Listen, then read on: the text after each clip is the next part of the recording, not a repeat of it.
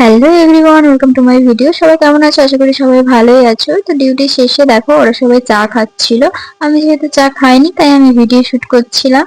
তো ওই দিন ঠিক হয়েছিল আমরা বিকেলবেলা একটু চৈতন্য যদি ঘুরতে যাব। একজন ছিল না আমাদের সাথে, ওর শরীরটা খারাপ তাই ও আসতে পারেনি। দেখো ও বুঝতে পেরে গেছে তাই হাই করছে। আর এই দেখো হসপিটালের মধ্যে এই বানরগুলো সারাক্ষণই থাকে, এদিক ওদিক ছোটাছুটি করে, এরকম অনেক বানর রয়েছে এখানে।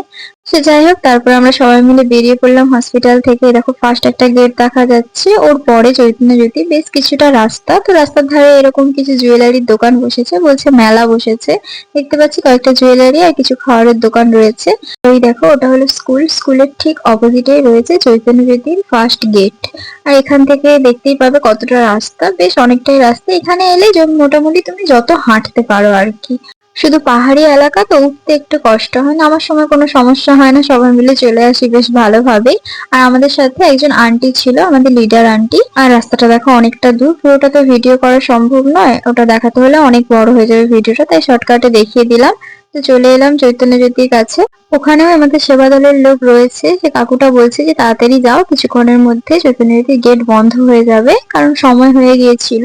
আর আমাদের যেতেও একটু দেরি হয়ে গেছিল, কারণ ডিউটি কমপ্লিট করে তারপরে তো গিয়েছিলাম। তো ভেতরে তো ফোন অফ করে ঢুকতে হয়েছিল, ওখানে তো ছবি ভিডিও কিছুই তোলা যায় না। তো বাইরে বেরিয়ে এসে যতটা দেখানো যায় এখানটা সাজানো হয়েছে, বাবার বার্থডে উপলক্ষে ওখানে সাজানো হয়েছিল।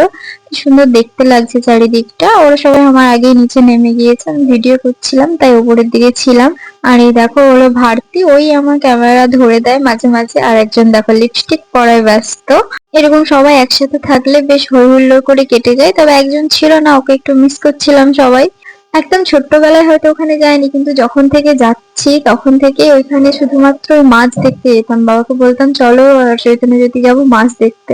ওখানে আগে আরো অনেক মাছ ছিল, এখন কমে গিয়েছে। আর এই দেখো এদের এখানে ফটোগ্রাফি শুরু হয়ে গিয়েছে। আমি ভিডিও করছিলাম বলে তাই ও ওরকম করছে। দেখে বুঝতেই পারছো যে আমরা সবাই মিলে কতটা আনন্দ করছি। তো কিছুক্ষণ পর আমাদেরকে একটা আঙ্কেল এসে বলছে চলো আর ফটো তুলতে হবে না, এবার গেট বন্ধ হয়ে যাবে।